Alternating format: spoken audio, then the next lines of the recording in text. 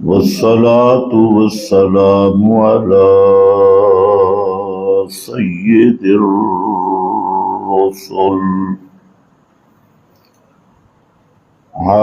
سيد الرسل وخاتم الأنبياء.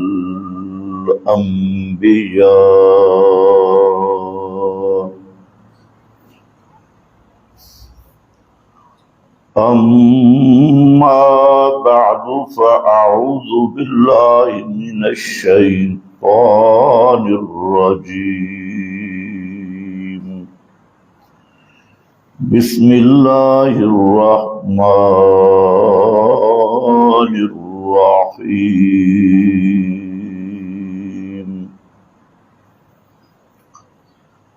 كل شيء حالك إلا وجهه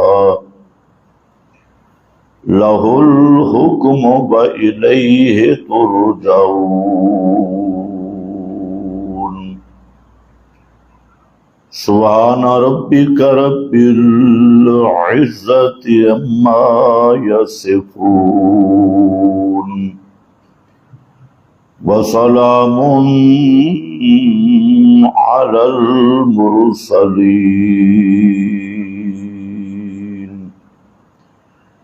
والحمد لله رب العالمين.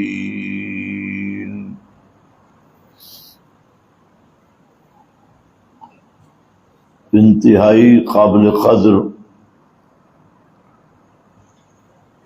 بزرگوں اور بھائیوں،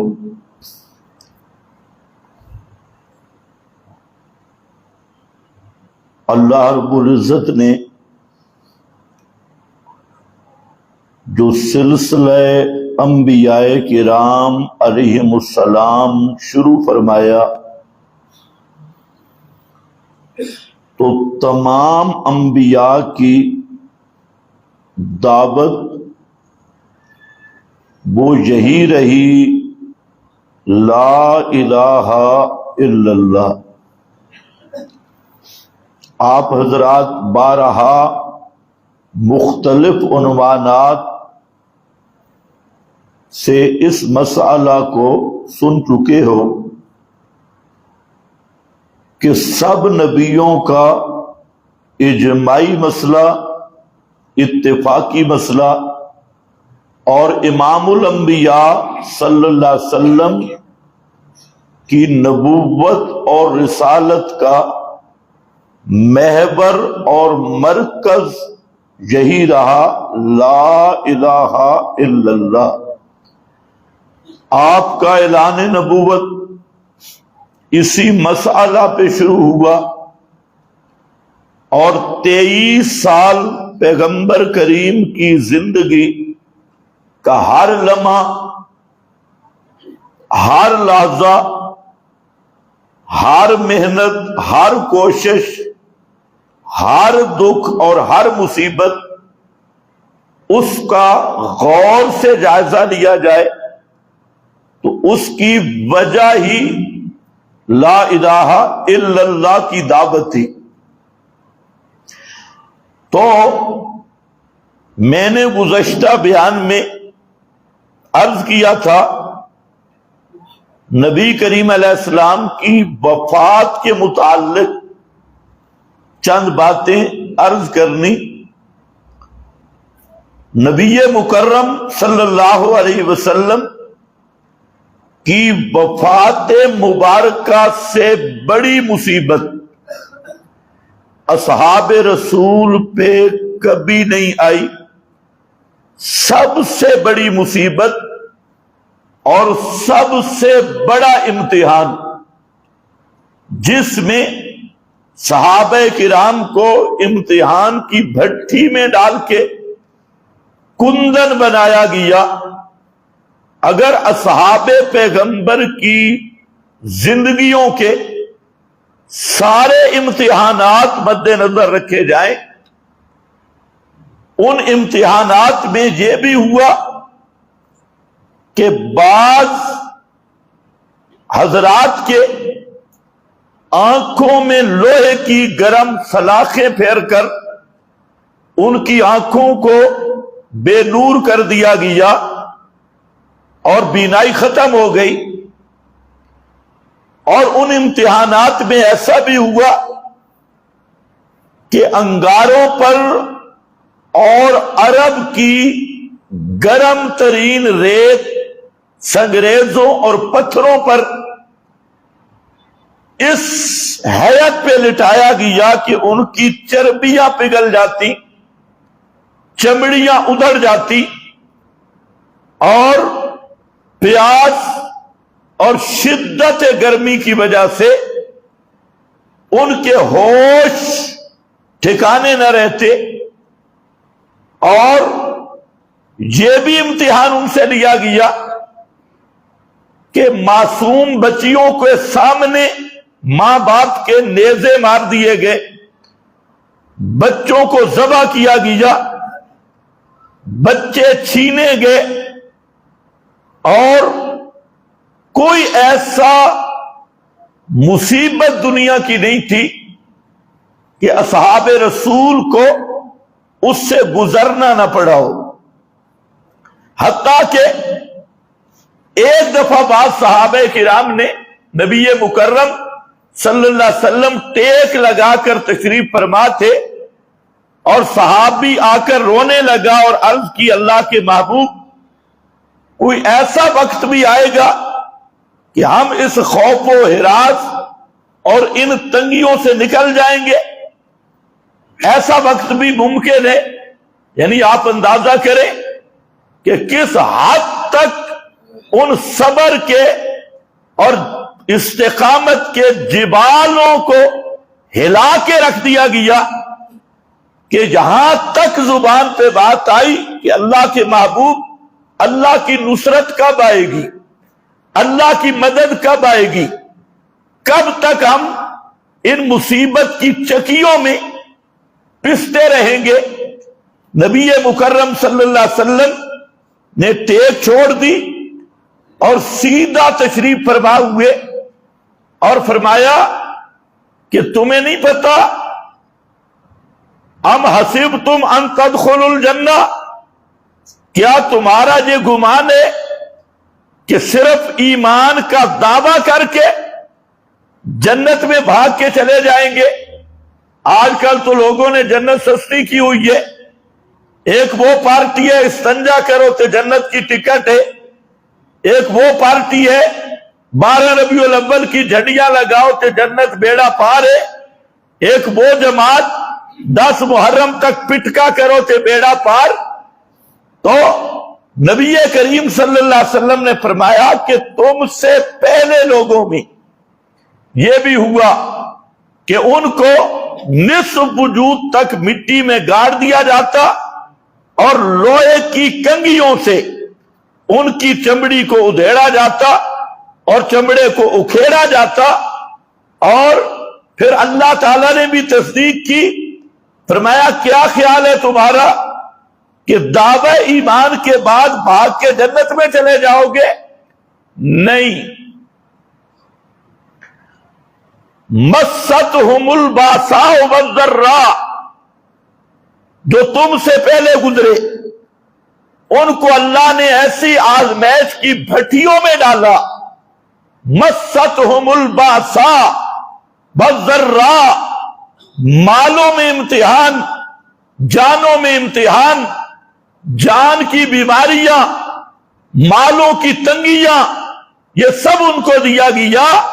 اور اس حد تک دیا گیا حتیٰ یقول الرسول والذین آمنوا معہ، حتیٰ کہ اللہ کے نبی جو عزم و استقلال کے پہاڑ ہوتی ہیں ان کے دل بھی لرزنے لگے. اور فرمایا اس طرح لرزے، رسول کہنے لگے متی نصر اللہ، ایمان والے کہنے لگے متی نصر اللہ. بلکہ سورہ یوسف کے آخر میں جو آیت آئی علماء اس کا معنی کرنے میں بھی حیران ہے کہ اس کا ہم معنی کیا کریں کہ ظنو انہم قد کذبوا، حالات اس طرح بن گئے کہ بظاہر کوئی نصرت کی شکل نظر نہ آئی. تو اللہ فرماتے ہیں جب یوں یہ حد پہنچی کہ پیغمبر بھی کہنے لگے متی نصر اللہ، اللہ کی مدد کب آئے گی، تو پھر اوپر سے پیغام آیا الا ان نصر اللہ قریب، اللہ کی مدد اب آنے والی ہے، اب تکڑے ہو کے رہو، صبر کر کے رہو. تو میرے بھائی ہر امتحان سے گزارا گیا. ایک دفعہ حضرت ابو عبیدہ ہیں، پیغمبر کریم نے دیکھا ہاتھ میں کسی انسان کی کھوپڑی ہے اور وہ اٹھا کے پھر رہے ہیں. تو پوچھا یہ کیا؟ فرمایا یہ میرے ابا کی کھوپڑی ہے. ابا مشرک تھا اور اس نے بے ادبی کی، تو صحابی نے اپنے ابے کی کھوپڑی اتار کے پیغمبر کے سامنے رکھ دی سر قلم کر کے. آج ذرا ہم بھی دیکھیں، ہمیں تو 10 منٹ ٹائم نہیں ملتا دین سننے کے لیے. جمعہ 8 دن کے بعد ہوتا ہے، اس میں بھی مصیبت ہوتی ہے، دکان سے کیسے جائے، یا جائیں بھی صحیح تو خطبے کے ٹائم جائے. تو اگر یہ نفاق نہیں تو نفاق کس چیز کا نام ہے؟ اخلاص ہے دین پہ سب کچھ قربان کرنا اور مال جان مشن پہ لگانا. اور جو شخص مرکز کے لیے 8 دنوں میں ایک دن، کئی ساتھی مجھے کہتے ہیں ہم تو مسلسل جمعے کا بیان گھر بیٹھ کے سن لیتی. میں نے کہا پہلے بھی تھے، اوالی مدینہ میں بھاگ جاتے اور خبریں وہ حاصل کرتے رہتے میڈیا پر، کیا ہوا کیا نہیں ہوا، اور میدان میں نہیں آتے تھے، اور وہ اردا گرد اللہ نے ان کی بڑی مذمت کی. خیر بہرحال میں عرض یہ کر رہا ہوں کہ اصحاب پیغمبر پر بڑے بڑے امتحان آئے، بڑے بڑے مصائب آئے، ایسے اللہ نے ان کی تعریفیں نہیں کی. لقد رضی اللہ اولئک هم الصادقون اولئک هم الصدیقون اولئک هم الراشدون. یہ ایسے اعزاز نہیں مل گئے، ان کو امتحانات کی بھٹیوں سے گزارا گیا اور سب سے بڑے مصائب سے گزرنا پڑا. باپ بیٹے کا تعلق چھوٹ گیا، بیوی اور خامد کا بائیکاٹ ہو گیا، اور برادریاں چھوٹ گئی. حتیٰ کہ قرآن مقدس نے ایک جملہ عجیب ذکر کیا، فرمایا اخرجوا من دیارہم واموالہم وأوذوا فی سبیلی. اخرجوا من دیارہم، یہ وہ ہیں جن کے گھر تھے اور گھروں سے نکال دیے گئے، جن کی تجارتیں تھی، مال تھے، دکانیں تھی، کاروبار تھے، اور یہ مکہ میں ہر طرح عیش و عشرت کی زندگی گزارنے والے تھے. لیکن جب مسئلہ توحید کی لذت نصیب ہوئی تو وہ اخرجوا من دیارہم واموالہم، گھر چھڑا دیے گئے، مال تجارتیں چھڑا دی گئی. اوذوا فی سبیلی، اور ہر قسم کی ان پہ مصائب کے بادل چھا گئے اور ہر قسم کی مصائب کی بھٹیوں سے ان کو گزارا گیا. حتیٰ کہ صحابہ میں وہ بھی ہیں، آپ حضرات سمجھ سکتے ہیں جو دکاندار ہیں، جو کاروبار کرنے والے ہیں، کہ انسان کا ظاہری سہارا دکان، کاروبار اور ظاہری آسرا، یہ اسباب کی حد تک یہی کچھ ہوتا ہے. حضرت مصعب ابن عمیر ہیں، ہجرت کر رہے ہیں، مشرکین نے تعاقب کیا، اور مشرکین کا جبر اور بربریت کا بھی آپ اندازہ کریں کہ وہ مکہ مکرمہ سے ہجرت بھی نہیں کرنے دیتے کہ ہمارے غلامی سے نکل ہی نہ جائے.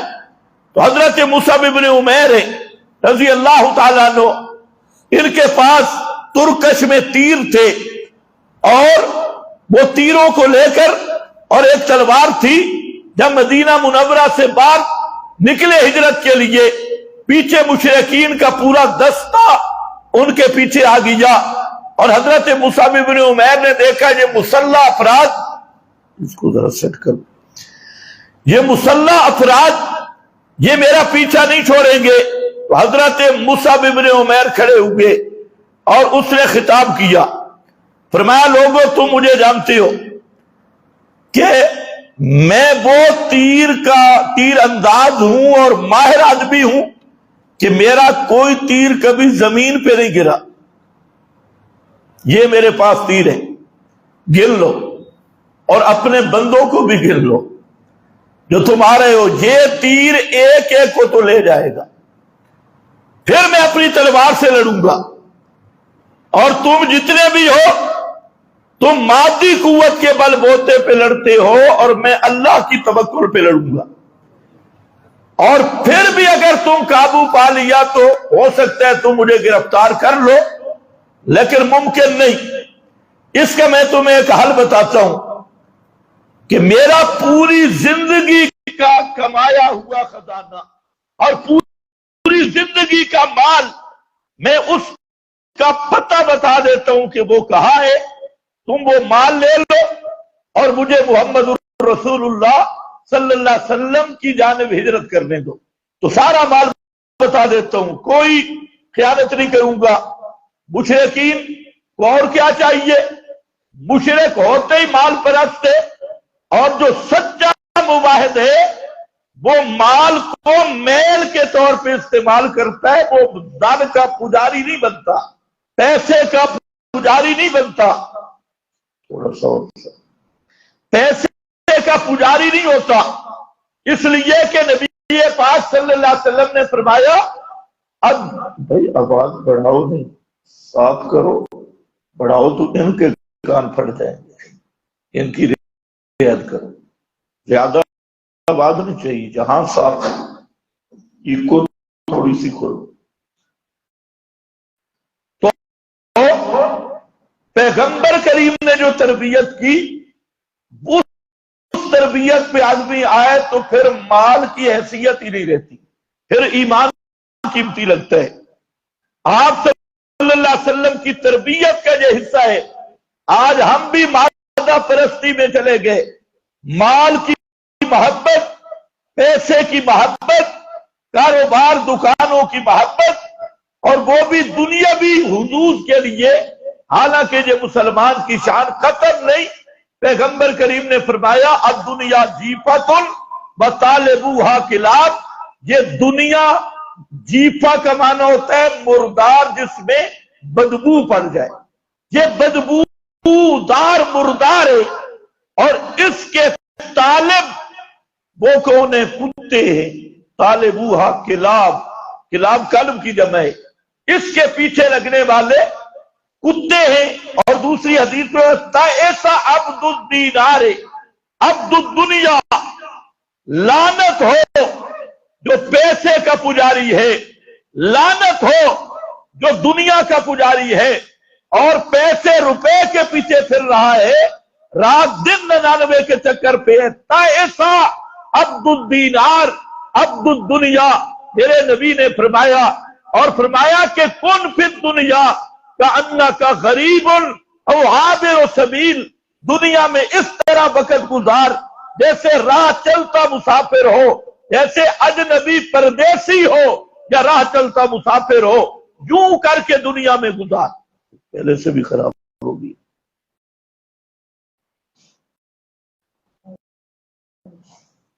حضرت مصعب ابن عمیر نے فرمایا وہ مال لے لو اور میرا پیچھا چھوڑو۔ انہوں نے کہا ٹھیک۔ حضرت مصعب ابن عمیر وہ سارا مال کا ایڈریس بتایا اور وہاں سے چلا۔ ابھی یہ مدینہ پہنچے نہیں تھے، جبریل پہلے پیغمبر کریم کے پاس آ گیا اور حضرت مصعب کا حال بتایا کہ تیرا غلام یہ سودا کر کے آیا ہے، سارا مال دے دیا، آپ کے پاس آ گیا۔ حضرت نبی پاک صلی اللہ علیہ وسلم نے حضرت مصعب ابن عمیر کو فرمایا تیری بے اور تیرا سودا یہ بڑا کامیاب رہا اور یہ اللہ کو بڑا پسند آیا۔ وہی مصعب ابن عمیر جو ایک وقت میں بہت بڑا امیر ترین آدمی تھا، مکہ میں بہت بڑا تاجر تھا، آج احد کے میدان میں شہید ہوا اور اس کا کفن بھی پورا نہیں ہو رہا تھا، کفن پورا نہیں ہو رہا تھا، کپڑا پاؤں ننگے ہوتے۔ تو اذخر ایک بوٹی ہے درخت کی، تو پیغمبر کریم نے اس کے پاؤں پہ اذخر کی بوٹی ڈال کے ان کو دفن کیا۔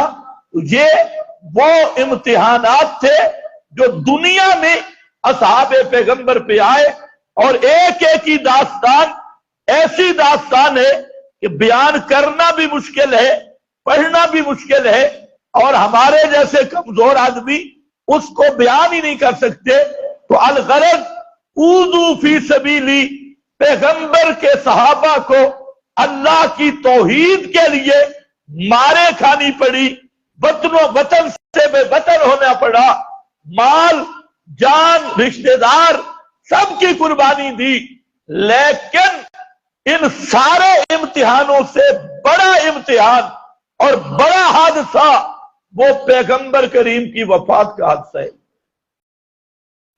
سارے امتحان نیچے ہیں، لیکن امام کائنات کی وفات کا حادثہ اور وفات والی مصیبت یہ سب سے اونچی ہے اور سب سے کڑا امتحان تھا۔ اس لیے امام کائنات صلی اللہ علیہ وسلم نے بھی اور اللہ رب العزت نے بھی صحابہ کرام کو تسلی دینے کے لیے اور صحابہ کو ڈھارس بندھوانے کے لیے وفات رسول کا مضمون وہ لمبا سلسلہ شروع کیا، اور آہستہ آہستہ قوت برداشت پیدا کی تاکہ ان کے دل ثابت ہو جائیں اور ان کے قدم جم جائیں اور اتنے بڑی مصیبت کو یہ برداشت کر سکیں۔ پیغمبر کریم نے خود اور اللہ رب العزت نے بھی آہستہ آہستہ پوری حکیمانہ طرز پہ، جیسے رب حکیم ہے اس کے ہر حکم میں اور ہر کام میں حکمت ہے، اللہ رب العزت نے اصحاب پیغمبر کے ذہنوں کو تیار کیا اور دلوں کو تیار کیا پیغمبر کریم کی وفات والے حادثہ کو برداشت کرنے کے لیے، اس مصیبت کو برداشت کرنے کے لیے۔ چنانچہ صورت آئی اور انداز بھی دیکھو کیسے ذہن سازی کی جا رہی، بڑے آرام آرام سے۔ اذا جاء نصر اللہ والفتح ويدخلون رأيت الناس يدخلون فی دین اللہ۔ ہاں یہ ذرا پڑھو نا، ذاکر کو بھی پتہ چلے، پڑھو۔ یدخلون فی دین اللہ فوجا افواجا، یدخلون فی دین اللہ افواجا۔ اللہ کی مدد آ گئی، وہ شروع تھے متا نصر اللہ، جاء نصر اللہ، اللہ کی مدد آ گئی اور فتح آ گئی، مکہ بھی فتح ہو گیا، مدد بھی آ گئی۔ اب وَيَدْخُلُونَ فِي دِينِ اللَّهِ أَفْوَاجًا، اور داخل ہو رہے ہیں اللہ کے دین میں کئی فوجیں، ڈاراں دیا ڈاراں، کئی فوجیں۔ يَدْخُلُونَ فِي دِينِ اللَّهِ أَفْوَاجًا، ذاکر تو کہتے 5 تن پہلے پاک تھے، نیا کوئی پاک ہوا ہی نہیں۔ یہ يَدْخُلُونَ فِي دِينِ اللَّهِ أَفْوَاجًا، اس کا کیا معنی؟ جو 5 تھے وہ پہلے پاک اور بعد میں کوئی پاک ہوا نہیں، یہ کون ہے؟ یدخلون فی دین اللہ افواجا۔ تو اس کے کفر کے لیے یہ جملہ ہی کافی ہے، یدخلون فی دین اللہ۔ اور میں پوچھتا ہوں جن کو رب فرماتے ہیں دین میں فوجوں کی فوجیں آنے لگی اور لشکروں کے لشکر دین اسلام قبول کرنے لگے، آج کا بدمست کذاب یہودی اور ناسل اور سبائی پراپاگنڈا وہ یہ کہتا ہے کہ جی پیغمبر کا جنازہ کسی نے نہیں پڑھا، پیغمبر کی وصیت کو برباد کیا اور حضرت علی کی خلافت چھین لی، صدق کا باغ چھین لیا۔ میرا سوال یہ ہے کہ یہ قرآن والی فوجیں کہاں تھی؟ یدخلون فی دین اللہ افواجا، اگر اس ذاکر یہودی کی بات صحیح ہے تو اللہ کے قرآن کا کیا جواب ہوگا؟ اللہ فرماتے ہیں میرا پیغمبر میری توحید والا مسئلہ، تیری توحید والی دعوت یہ اب ایسی عام ہو گئی، ایسا غلبہ ہو گیا، اب جو میرا مقصد تھا وہ پورا ہو گیا۔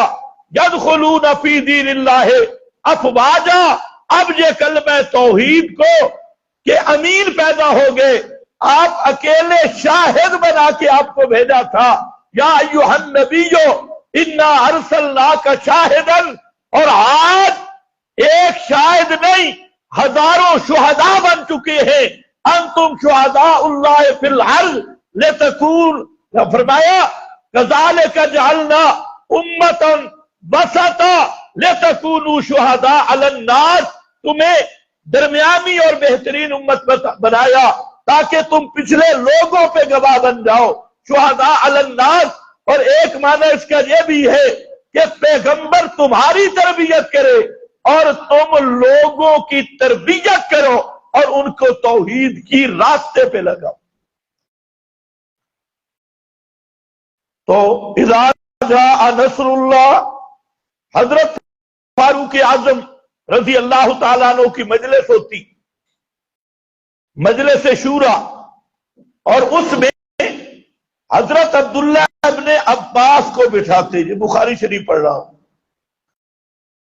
بعض صحابہ کرام کو خیال گزرا کہ حضرت عبداللہ ابن عباس کی تو عمر کم ہے، تو ہمارے بھی بیٹے ہیں، ان کو بھی مجلس شورا میں آنا چاہیے تاکہ ان کی بھی تربیت ہو۔ تو خیر بعض حضرات نے وہاں فاروق اعظم کے سامنے یہ سوال کیا کہ آپ ابن عباس کو جو نو عمر ہیں ان کو اپنی مجلس میں بٹھاتے ہیں، حالانکہ یہ تو بڑے نو عمر نہیں معمر صحابہ کی مجلس شورا، اس میں آپ ابن عباس کو بٹھاتے ہیں تو ہمارے بھی بیٹے ہیں۔ آپ اندازہ بھی کریں اسلامی حکومت میں کیا ہوتا ہے، ہر آدمی امیر المومنین سے سوال کر سکتا ہے، اور جو تمہاری جمہوریت اور یہ انگریز کی لونڈی، ادھر سب کو غلامی کرنی پڑتی ہے، کوئی پوچھنے کا مجاز ہی نہیں۔ جتنے چور ڈاکو لٹیرے ملک کو لوٹ کے لے گئے، عوام کو مہنگائی میں پھنسایا، اور خود کوئی لندن ہے، کوئی امریکہ ہے، کوئی کدھر ہے، اور کمال آپ کی ہے کہ آپ بھی قائد ہمارے زندہ باد، لیڈر ہمارے زندہ باد، چاہے جتنا بے ایمان ہو پورے ملک کا بیڑا غرق کر دے، تم نعرے بھی لگاتے ہو، جھنڈے بھی اٹھاتے ہو، سپورٹیں بھی کرتے ہو۔ یہ ہوتا ہے شیطانی دجالی نظام۔ یہاں امیر المومنین ہے، اور امیر المومنین بھی عام نہیں، جن کے گرج سے آج بھی یہودیت کے کلوں پہ لرزہ طاری ہوتا ہے، وہ امیر المومنین عمر رضی اللہ تعالیٰ عنہ۔ اور حضرت عمر نے یہودیوں کو وہ ضربیں لگائی، نصرانیوں کو وہ ضربیں لگائی، آج بھی یہود و نصارہ کی نسل حضرت عمر کے نام سے جلتی ہے، کبھی پتلے جلاتی ہے، کبھی کچھ کرتی ہے۔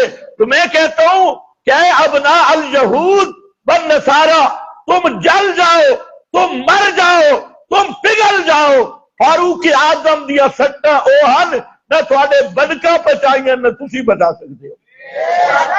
پتلا جلاؤ گے، پتلے کو آگ لگائیں گے، گالیاں دیں گے، اور کہتے ہم عمر کو نہیں مانتے۔ میں نے کہا تجھے کہا کس نے مان؟ یہ بڑا عجیب مسئلہ ہے۔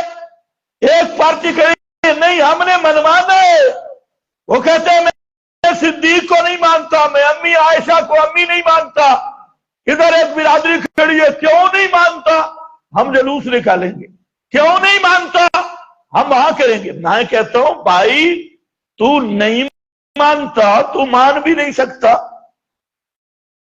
ہم نے کہا منت کی ہے بات، فاروق اعظم اپنی عظمت میں تیرے جیسے یہودیوں نسل کے اقرار کے محتاج ہیں۔ صدیق اکبر اپنی شان و عظمت میں تیرے جیسے بھنگی چرسی کی تصدیق کے محتاج ہیں۔ صدیق وہ ہے جن کی صدیقیت رب نے بیان کی، پیغمبر نے بیان کی، علی المرتضیٰ نے بیان کی، حسنین کریمین نے جن کو خلیفہ بلا فاصل مان کے ان کے پیچھے نمازیں پڑھی، فاروق اعظم وہ ہے جن کی عدالت، جن کا محدثیت اور جن کا وہ دل کا اخلاص اللہ کے محبوب نے کن لفظوں میں بیان کیا؟ لو کان بعدی نبی لکان عمر، فرمایا لوگوں اگر میرے بعد کوئی نیا نبی بن سکتا ہوتا تو فاروق اعظم کو اللہ نبوت عطا کرتا، لیکن میرے بعد کوئی نیا نبی بن سکتا؟ یہ وہی لو کان بعدی نبی جو لو کان فیہما آلہہ والا لو۔ اگر یوں نہیں سمجھایا تو بلو سمعوا مستجابوا، یہ وہ لو ہے، یہ لو چھوڑتا کوئی چیز نہیں۔ اگر ہوتا تو فاروق اعظم ہوتے، لیکن خاتم النبیین میرے بعد نبوت کا دروازہ ہی بند ہے۔ انقطعت النبوہ، نبوت منقطع ہو گئی۔ خیر بہرحال تو میں عرض کر رہا تھا فاروق اعظم کی مجلس سے صحابہ نے یہ عرض کی کہ ابن عباس کو آپ بٹھاتے ہیں، ہمارے بھی بیٹے ہیں، ان کو کیوں نہیں بٹھاتے؟ تو فاروق اعظم نے فرمایا چلو کرتے ہیں بات۔ سبحان اللہ، عجیب حکمت ہے فاروق ہے۔ فرماتے ہیں ایک سوال کا جواب دو سارے۔ یہ جو سورہ فتح ہے اذا جاء نصر اللہ، اس کا کیا مقصد ہے؟ اس کا مقصد بیان کرو۔ صحابہ خاموش۔ ابن عباس کو فرمایا کہ تو ذرا بیان کر کیا ہے۔ ابن عباس نے ایک جملہ کہا، کہتے ہوا اجل رسول اللہ، اس صورت میں آیا یہ نبی کی موت کا پیغام ہے۔ یہ بخاری پڑھ رہا ہوں، اجل رسول اللہ، یہ اللہ کے نبی کی موت کا پیغام ہے۔ کیوں؟ جب اللہ کی مدد بھی آ گئی، فتح بھی ہو گئی، اور پیغمبر کے مشن کو سنبھالنے والی فوجیں بھی آ گئی، جن فوجوں پہ رب کو اعتماد ہے، جن فوجوں کی گارنٹی میرے رب نے دی ہے، پیغمبر کے مسئلہ اور دعوت کو اس کے سچے وارث بھی مل گئے۔ تو اب اللہ نے فرمایا فَسَبِّحْ بِحَمْدِ رَبِّكَ، اب میرا پیغمبر تو نے استغفار کرنی ہے، اپنے رب کی حمد اور تسبیح کرنی ہے۔ تو اس صورت میں واضح طور پہ اجل رسول، موت رسول کی خبر دی گئی۔ اب کیسی گہری بات کی حضرت عبداللہ ابن عباس نے، حضرت فاروق اعظم نے فرمایا اب بتاؤ۔ انہوں نے کہا واقعی بھائی ابن عباس اس لائق ہے کہ فاروق اعظم کی شورا کا رکن بنے۔ اس امتحان میں ایسا کامیاب ہوا، اور کیوں نہ ہو کہ پیغمبر کریم صلی اللہ علیہ وسلم، حضرت ابن عباس کہتے ہیں مجھے بچپن میں یہ خواہش تھی کہ میں اللہ کے نبی کی رات کی نماز کو دیکھوں، تہجد والی نماز کو دیکھوں کہ اللہ کے محبوب تہجد کیسے پڑھتے ہیں۔ فرماتے ہیں میں بڑا تلاش کیا، لیکن تہجد کی نماز تو آپ گھر میں پڑھتے تھے، آج میں بھی مسئلہ یہی ہے، نوافل تہجد حتیٰ کہ سنتے بھی اگر ہو سکے تو اپنے گھروں میں پڑھو، لیکن آپ تو زیادہ سفر کر کے آتی ہے، آپ یہاں پڑھ سکتی ہیں۔ اصل یہ گھر کی نماز ہے۔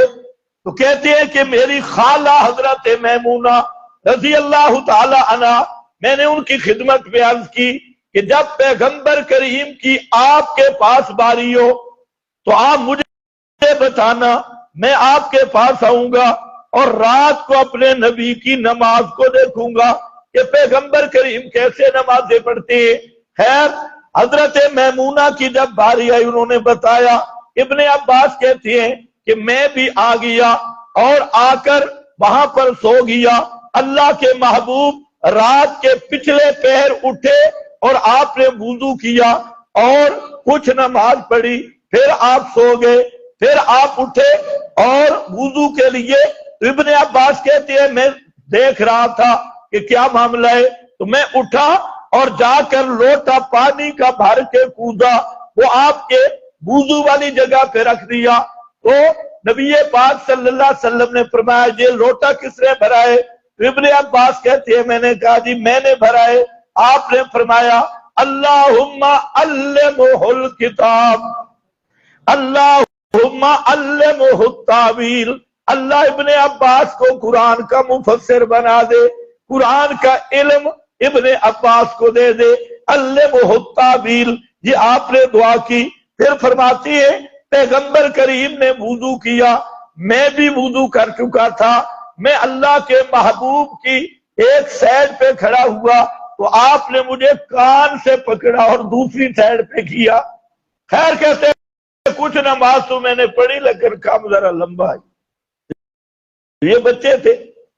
تو ابن عباس نے جب آئے اس سورت کا مقصد بیان کیا، حضرت عمر نے فرمایا ہاں ہاں باقی اس کا یہی مقصد ہے جو ابن عباس نے دیا۔ تو جو ہے نا مضمون ہے ذہن میں، بکھر ہی نہ جائے۔ آپ کی وفات کا حادثہ برداشت کرنے کی ٹریننگ کی جا رہی ہے۔ سورت آ گئی، خواص سن کے سمجھ رہے ہیں کہ آپ پیغمبر کریم دنیا سے جانے والے۔ پھر حجۃ الوداع ہے، اس میں وہ آیت بھی آ گئی الیوم اکملت لکم دینکم، اس میں بھی خبر تھی جب کام مشن مکمل ہو گیا، اب پیغمبر کریم دنیا سے جانے والے ہیں۔ وہ بھی پھر نبی پاک صلی اللہ علیہ وسلم نے جب وہ آیت آئی تو آپ نے خود اعلان کیا لعلی لا اراکم بعد عامی ھذا، لوگوں ہو سکتے لعلی یا لعلی یقین کے معنی میں ہے، پیغمبر کریم جس پہ قرآن نازل ہوا وہ کیوں نہیں سمجھ سکے؟ انہوں نے سب سے زیادہ قرآن کو سمجھا، اور جب الیوم اکملت لکم نازل ہوئی تو پیغمبر کریم نے فرمایا لوگوں آج کے بعد، اس سال کے بعد شاید میں تمہیں نہ دیکھ سکوں۔ یہ بھی وہی ٹریننگ کی جا رہی ہے، لا اراکم بعد عامی ھذا، اس سال کے بعد تمہیں نہیں دیکھ سکوں گا۔ توجہ کر، سارے مولوی یہ روایت بیان کرتے ہیں لیکن تالے لگے ہوئے سمجھتے نہیں۔ پیغمبر کریم کس کو کہہ رہے ہیں؟ ابو بکر عمر عثمان کو، صحابہ کو کہہ رہے ہیں کہ اس سال کے بعد میں تمہیں دیکھ نہیں سکوں گا۔ اور ایک ہے فرمایا ما ادری ما بقائی فیکم، مجھے نہیں پتا کہ میں کتنے دن تمہارے اندر ٹھہروں گا، لیکن لگتا یہ ہے کہ یہ آخری حج ہے، اس کے بعد ملاقات نہیں ہو سکے گی اور میں تمہیں دیکھ نہیں سکوں گا۔ حالانکہ پیارے پیغمبر نے حضرت صدیق کو مصلح بھی دیا اور ساتھ یہ بھی کہہ دیا کہ میرے بعد فاتی ابا بکر، فاتی ابا بکر، ابو بکر کی خلافت کی خبریں بھی دے دی، ابو بکر کے بعد عمر کی خلافت کی خبریں دے دی، حضرت عمر کے بعد حضرت عثمان کی خلافت کی بھی خبریں دے دی۔ یہ ساری چیزیں موجود تھیں، یعنی مطلب کیا ہے کہ حضرت صدیق، فاروق، عثمان جنہوں نے خلیفہ بننا تھا وہ مسجد نبوی میں بھی ہوں گے، منبر پہ بھی ہوں گے، آپ کی قبر کے ارد گرد گزریں گے بھی صحیح، لیکن موت پیغمبر پہ بھی آ جائے تو وہ ابو بکر و عمر کو بھی دیکھ سکتے، ابو بکر و عمر کو بھی دیکھ سکتے۔ پتہ نہیں یہ حدیثیں کیوں نہیں نظر آتی دوستوں کو، صرف محمد بن مروان والی اٹھائی ہوئی ہے، یہ کیوں نہیں آتی لا اراکم بعد عامی ھذا۔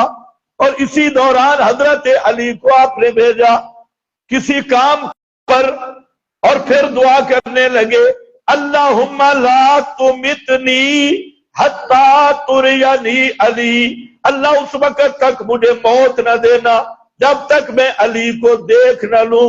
پیغمبر کریم بھی بتا رہے ہیں اگر مجھ پہ موت آ جائے اور حضرت علی میری چارپائی کے قریب بھی کھڑے ہوں تو موت کے بعد میں نے علی کو دیکھ نہیں سکنا۔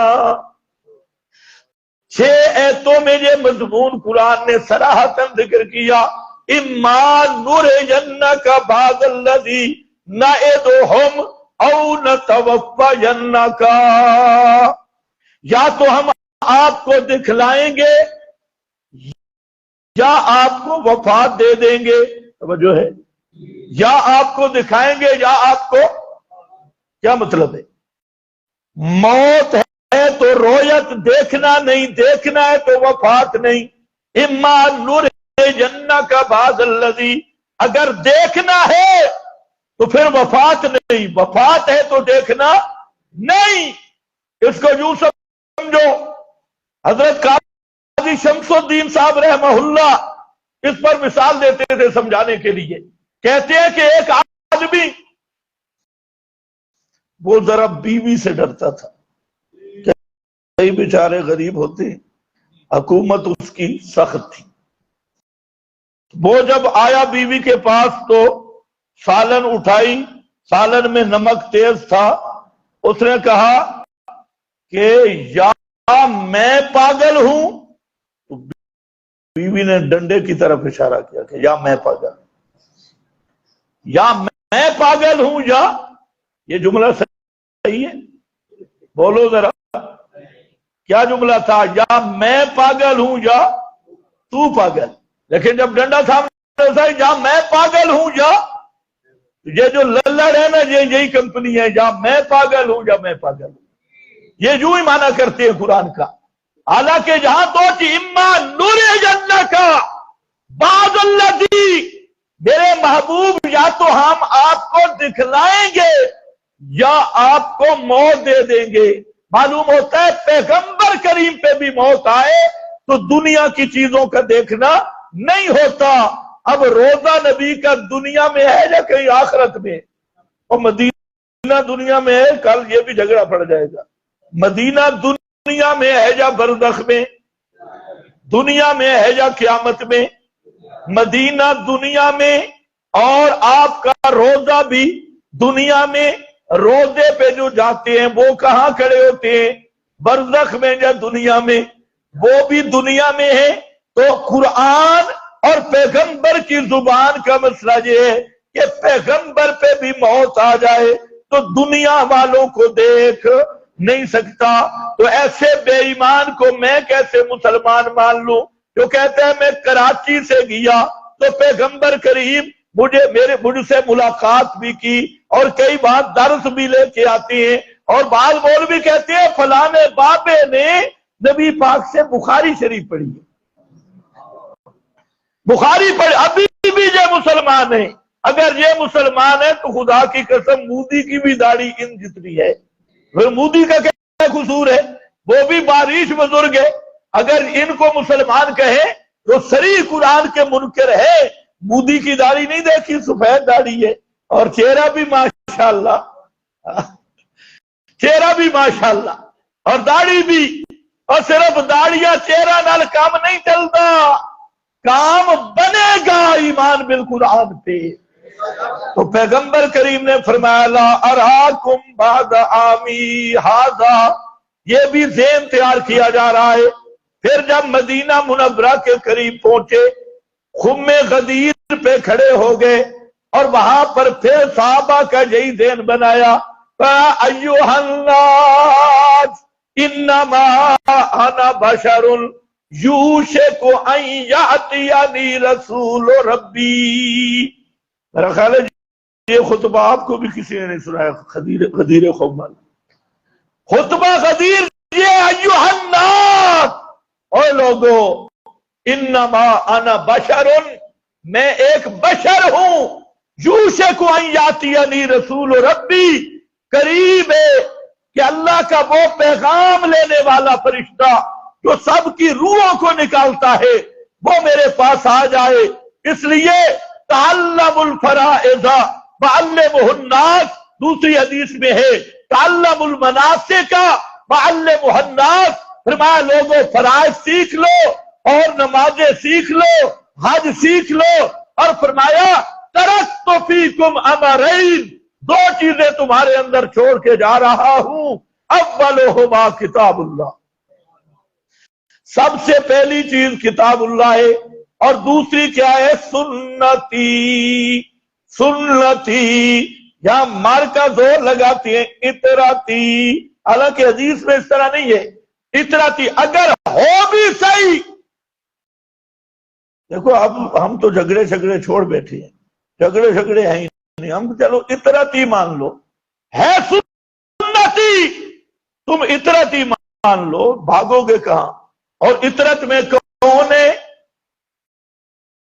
ان کے بقول اطرت میں حضرت فاطمہ، حضرت علی، پانچ تن پاک، تو میں نے کہا ملنگا پانچ تن پاک کا عقیدہ مان لے، حضرت علی، فاطمہ، حضرت حسن حسین، انہی کا عقیدہ مان لے، اور امام زین العابدین تک ان کا عقیدہ مان لے، اور یہ جو بعد میں تیرے من گھڑت پروگرام ہے وہ تو جان، تیرا کام جانے، تیرے راوی سارے من گھڑتے رہ گئے، حضرت علی، حضرت فاطمہ، ابھی پتہ چل جائے گا تھوڑی دور جا کے حضرت فاطمہ کا عقیدہ کیا ہے، حضرت علی کا عقیدہ کیا ہے، اور اسی طرح حضرت حسن اور حضرت حسین کا عقیدہ کیا ہے۔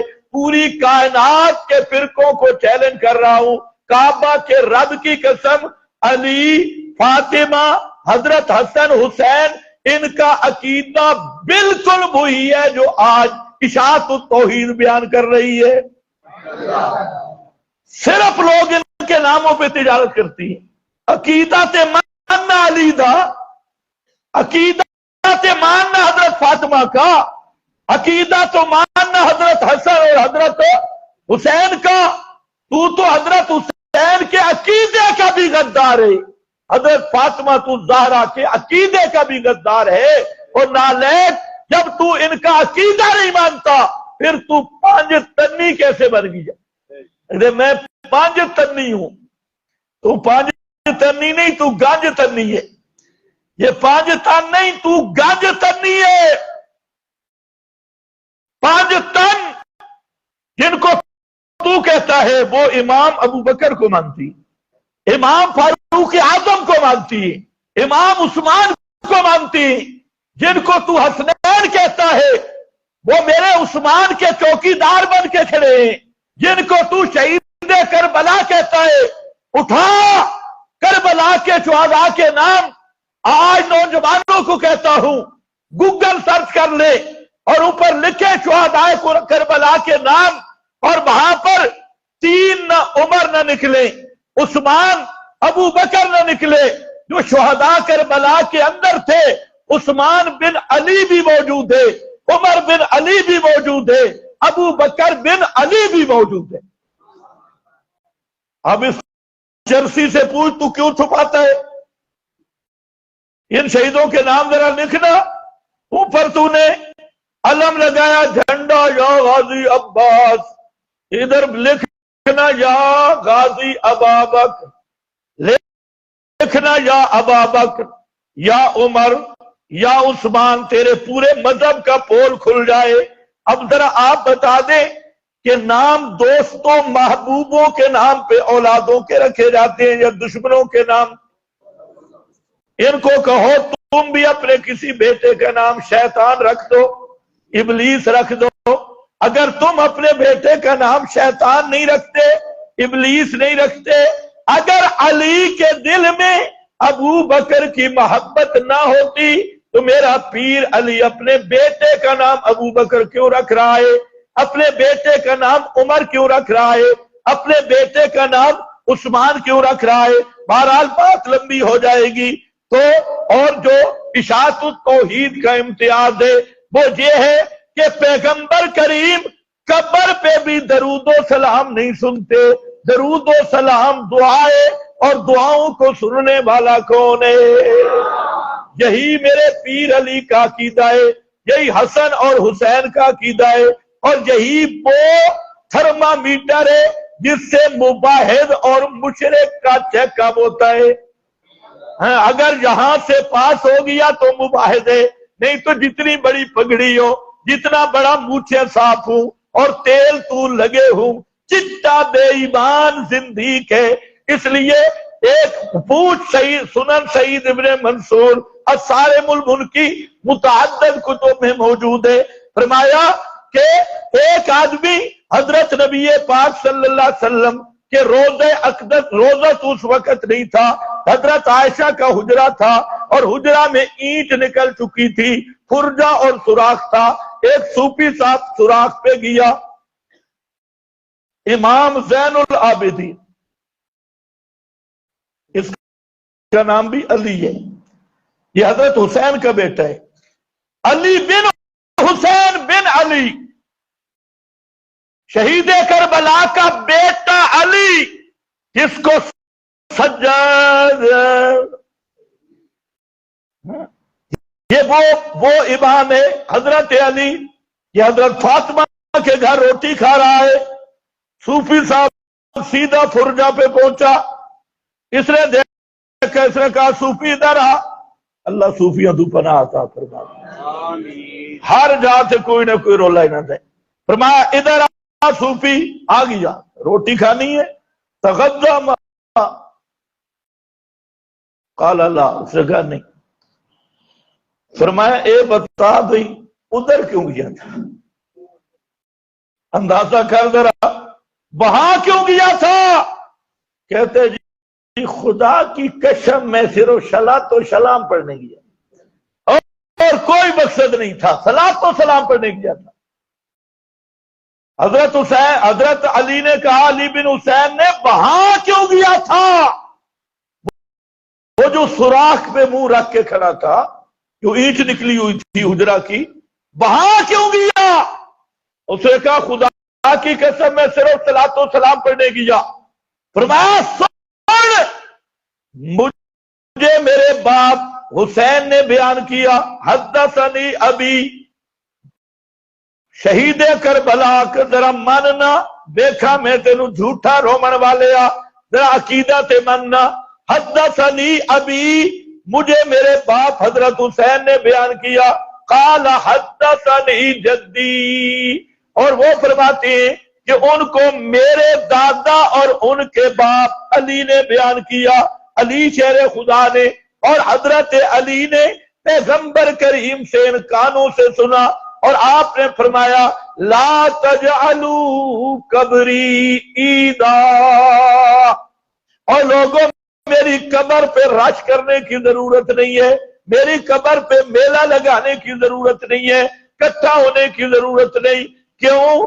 صلو علیہ ان صلاتکم تبلغنی حیث ما کنتم. فرمایا درود پڑھو، درود دعائے، اور دعا کس سے ہوتی ہے؟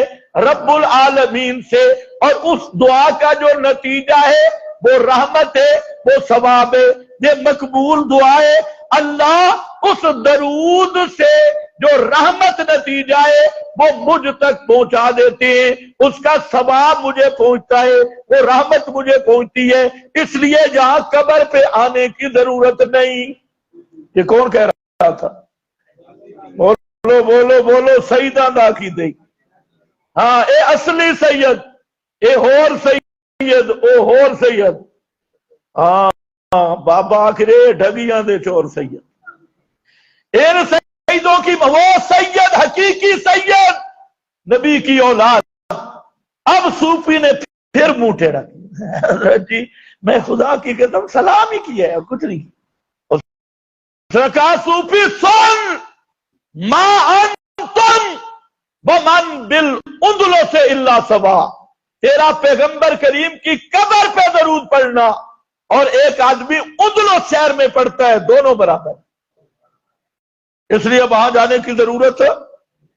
یہ عقیدہ حسین دا جے بارہ تھا، ہار جاتے ٹاں ٹاں لگی ہوئی ہے، واقعہ کربلا فلانا جھوٹ فلاں فلاں، سارے ذاکر بن کے.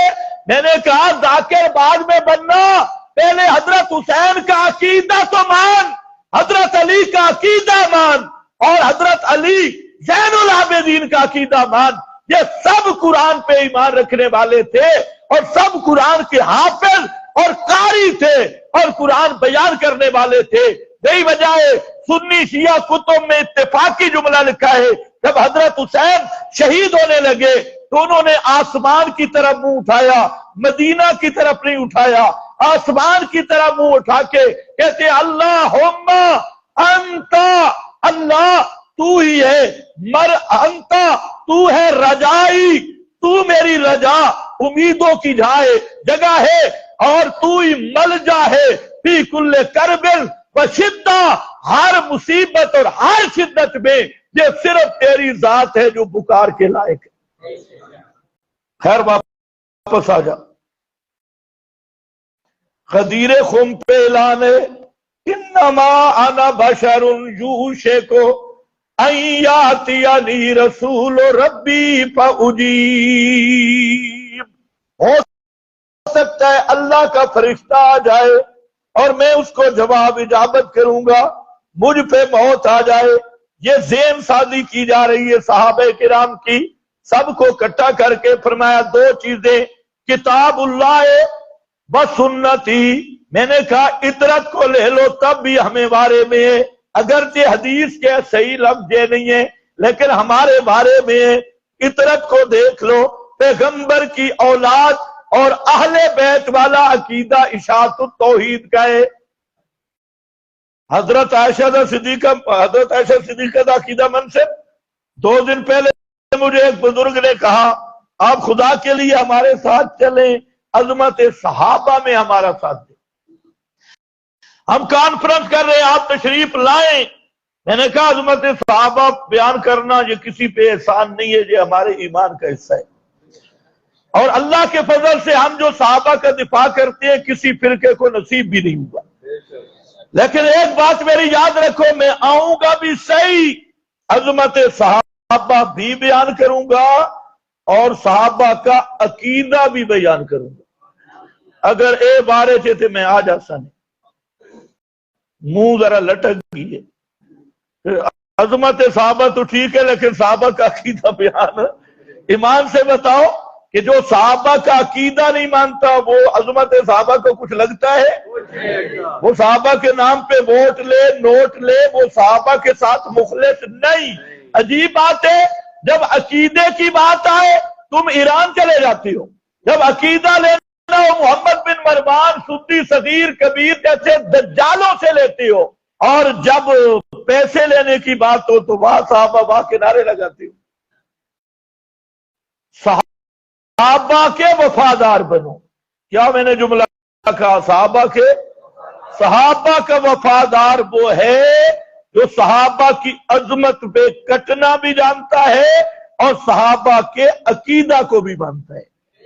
صحابہ والا عقیدہ نہیں، کعبہ کے رب کی قسم وہاں صحابہ وہاں کے نعرے کام نہیں آئیں گے، اور صحابہ زندہ باد کے نعرے کام نہیں آئیں گے۔ صحابہ کے نام پہ یوم فاروق تھے، یوم صدیق والی بدعتیں یہ کام نہیں آئیں گی، یہ اصل نئے بدعتی ہے، اور انہوں نے ایک نئی بدعت تلاشی، یوم فاروق اعظم، یوم صدیق اکبر۔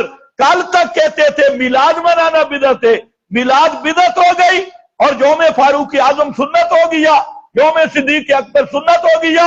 اگر کوئی ان کی اصلاح کرے تو الٹا گالیاں نکالتے ہیں۔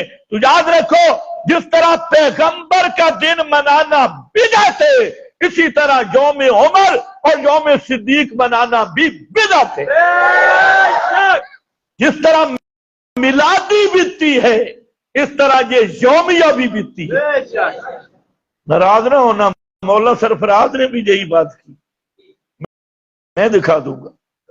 امام اہل سنت نمبر اٹھا، شیخ الحدیث مولا سرفراز نے بھی کہا یہ ایام منانے بدعت ہے، لیکن اب سارے دیوبندی کھڑے ہیں، کیوں؟ مصلحت بیان کی جا رہی ہے۔ مصلحت کون سا بدعتی ہے جو مصلحت بیان نہ کرے؟ ابو جہل کپڑے اتار دیتا تھا کعبہ کے طواف پہ، اور مسئلے حکمت بڑی بیان کر رہی، ان کپڑوں میں گناہ کیے اس لیے اتارتی۔ کون سا بدعتی ہے جو مصلحت نہیں بیان کرتا؟ ہر بدعتی مصلحت بیان کرے گا، لیکن نبی کی سنت کو بدلنے کی اجازت نہیں۔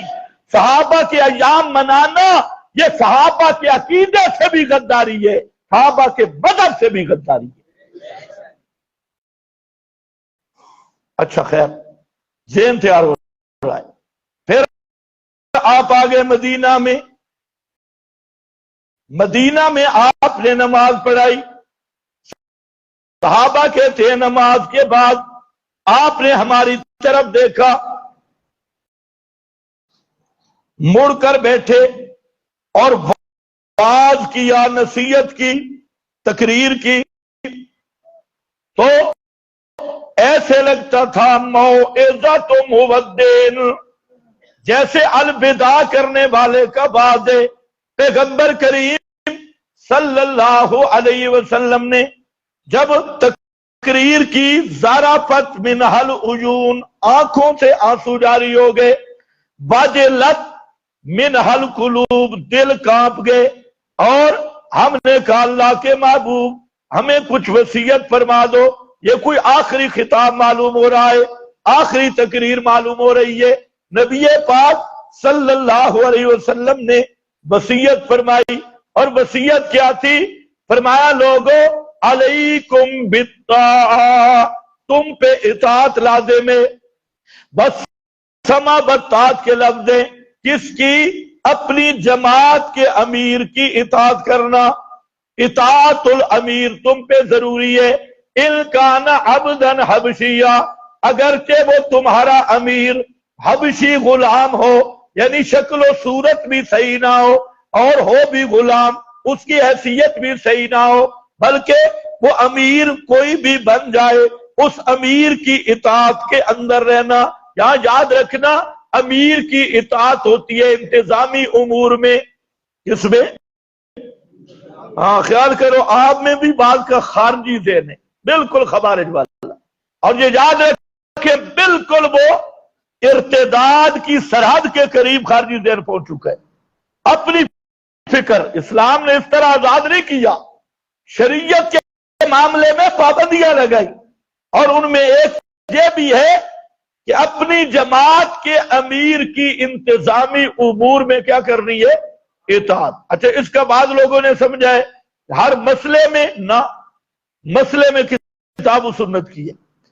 اور امیر کی اطاعت کب تک ہے؟ تمام اہل سنت متفق ہے کہ جب تک امیر واضح کفر کا اعلان نہیں کرتا، امیر فاسق بھی ہے، اس میں ہزاروں کمزوریاں ہیں، لیکن فسق کی وجہ سے وہ امارت سے معزول نہیں ہوگا۔ جب تک کہ کھلا کفر کا مرتکب نہ ہو، اس وقت تک مسلمانوں کی جماعت پر اپنے امیر کی اطاعت واجب ہے، اور اگر اطاعت سے نکلے گا وہ باغی ہے۔ میں نے کئی جگہ پہ یہ کہا تو ایک طبقے کو تکلیف ہوئی، تو ہم کہتے ہیں خدا کے بندے یہ شرعی مسئلہ ہے، اس شرعی مسئلہ کے جب مقابلہ کرو گے تو پھر تو حکم بھی بدل جائے گا، وہ سخت حکم آئے گا۔ تو جب تک امیر امیر ہے اور کفر بوا کا مرتکب نہیں، تو انتظامی امور میں اطاعت امیر ضروری ہے، چاہے علاقے کا امیر ہے، چاہے بڑا امیر ہے، یا قریب کا امیر ہے، تو اس کا درجہ بدرجہ سب کا اللہ تعالیٰ کے پیغمبر نے اور خود اللہ تعالیٰ نے بھی قرآن مقدس میں جہاں نظم جماعت کی بات کی ہے، وہاں اس بات کو اولیت دی ہے۔ تو پیغمبر کریم نے فرمایا اپنے امیر کی اطاعت کرنا، ان کان عبدا حبشیا، اور اس کا یہی نتیجہ ہوتا ہے۔ آج دیکھیں، پچھلے جمعے پہ بھی میں نے تھوڑا کہا، جو لوگ مرکز سے ہٹ جاتی اور چند کلمات پڑھ کے محقق الاثر بن جاتی ہیں، وہ مرتد ہو جاتی ہے، ایمان سے بھی چلے جاتی ہے۔ اور اس کی وجہ یہ ہے کہ اللہ نے قرآن بھیجا، لیکن قرآن کے ساتھ معلم بھی بھیجا، معلم بھیجا، قرآن کے لیے معلم ضروری ہے۔ اور پھر تم عجمی ہو، اب جب عربی قواعد کا پتہ نہیں، گرامر کا پتہ نہیں، اور اپنی طرف سے ڈھکوسلے لگانے اور قرآن مقدس میں تفسیر بالرائے کرنی، یہ سب سے بڑا کفر ہے۔ اور یہ ومن اظلم ممن افترا علی اللہ کذبا، اس سے بڑا ظالم کون ہے جو اللہ کے ذمہ جھوٹ لگائے. اور اللہ کے ذمہ سب سے بڑا جھوٹ یہ ہے کہ کلام اللہ کا معنی غلط کرنا اور کلام اللہ کا معنی بدل دینا. اس سے بڑا ظالم کوئی نہیں. افتراء علی اللہ کے شعبوں میں سے اہم شعبہ ہے کہ ایک بات اللہ نے نہیں فرمائی اور یہ کلام اللہ سے نکال رہا ہے تو اس کا کٹر کافر ہے اور اظلم ہے اور بے ایمان ہے. بے شک حضرت صدیق اکبر جیسا آدمی وہ کہتا ہے ایو سما ان تذلونی ایو عرض ان تکلونی، کون سا آسمان مجھ پہ سایہ کرے گا، کون سی زمین میرا بوجھ اٹھائے گی جب میں قرآن کو اپنی مرضی سے بیان کروں اور اپنی رائے سے قرآن کو بیان کروں اور اپنی طرف سے قرآن کا معنی بیان کروں تو کوئی آسمان مجھے سایہ کرنے والا نہیں، کوئی زمین مجھے اٹھانے والی نہیں. اور آج تو ایسے بن گیا. یہی وجہ ہے مرزا جیل بھی کیوں مرتد ہوا، کیوں زندگی کے. اب اس کی بات سنیں اجہل ترین کی، جس کو نہ عربی کا پتہ نہ اردو کا پتہ، کہ بیان کر رہا ہے. ایک ہوتے سید، ایک ہوتے سید. سید خادم کو کہتے ہیں، سید مخدوم کو. اس گدھے کے بچے سے پوچھو کہ سید تم اڑو، پورے کلام عرب میں سید لفظ ہی نہیں ہے. لفظ سید ہے اور سید والا قانون صرفی پہلے سال والے جانتے ہیں. اب جو ایسا گدھا قرآن کی تفسیر کر رہا ہے جس کو یہ نہیں پتا اسم فاعل کیا ہے، اسم مفعول کیا ہے اور صرف کا صیغہ کیا ہے، سید کا قانون کیا ہے. ایک سید ہے، دوسرا سید ہے. اور کہتے ہیں یہ جو بابا ہے نا یہ عربی کا لفظ ہے، عربی کا لفظ ہے. اور عربی میں اصل میں تھا پاپا، پھر بن گیا بابا. اور اس الو سے پوچھو بھئی پا ہے صحیح عربی میں، بابا تھا اور پاپا بن گیا. یہ ہے اس کی علمی حالت اجہل ترین شیطان کی. اور رافضی رابیوں کی روایتیں لے کے صحابہ کرام پہ اعتراض. اور میں کہتا ہوں مرزا جتنی روایتیں پیش کرتا ہے ان کا کھرا نکالو جس میں کسی صحابی پہ اعتراض ہوگا، اگر اس میں رافضی ناسبی خارجی راوی نہ نکلے جو مرضی کہہ دے. کوئی قانون نہیں، نہ علم حدیث کا پتہ نہ علم قرآن کا پتہ. اسی طرح وہ غامدی ہے، بالکل فصلی بٹیرا اور اجہل ترین نرا جاہلانہ جہل. شکل دیکھو محقق کی، وہ یہی ہے کہ چوہے کو چند ہرینے مل گئی اور وہ پنسار سٹور کھول کے بیٹھ گیا. تو میں نے کہا کئی دفعہ کہ یہ سارے محقق بٹھاؤ، خدا کی قسم پورا قرآن چھوڑو، صرف مجھے فاتحہ کا ترجمہ کر کے دے. جن کو غرور ہے نا کہ ہم بڑے مفسر ہیں اور بڑے فلسفے، صرف سورہ فاتحہ کا ترجمہ کر کے دے دیں.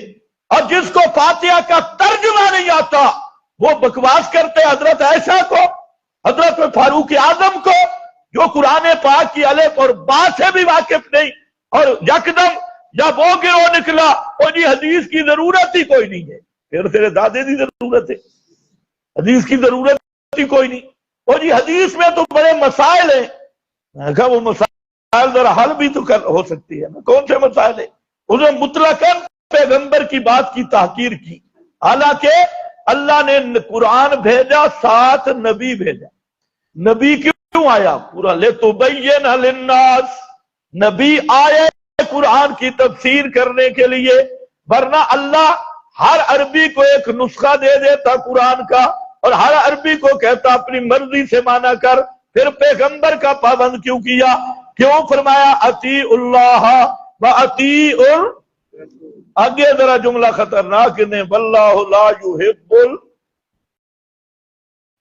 کہ اب تو لا یحب الکافرین. جیسے قرآن کا منکر کافر ہے اسی طرح فرمان رسول کا منکر بھی کافر ہے.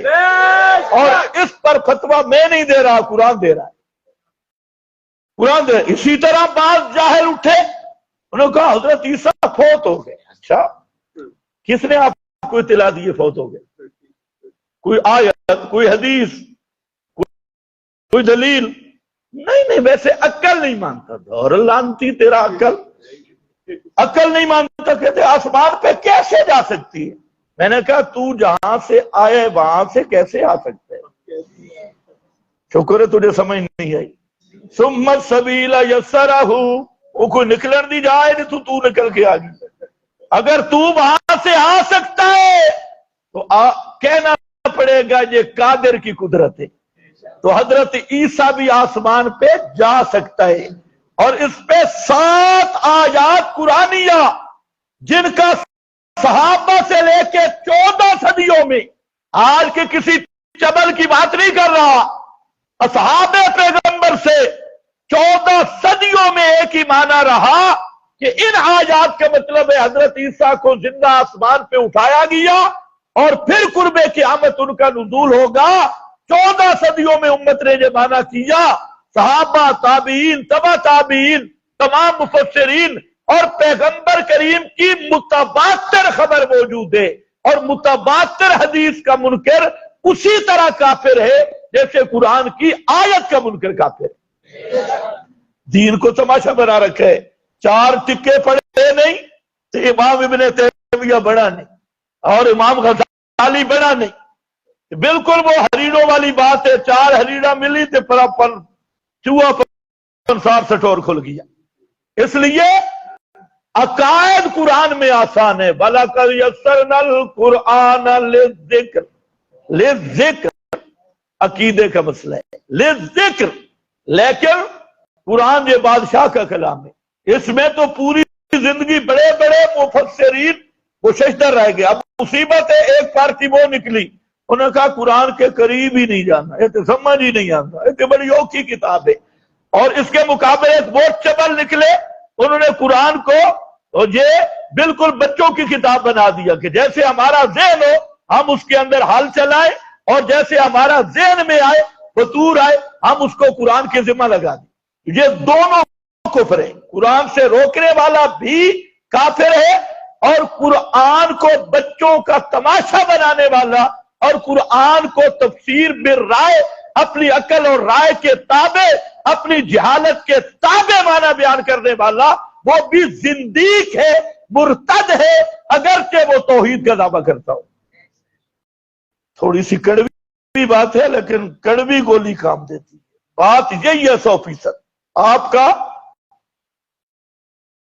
اوہو ٹائم تو پھر اوپر ہو گیا، انشاءاللہ یہاں سے اگلا جمعہ شروع ہوگا، تب جا کے مضمون مکمل ہوگا۔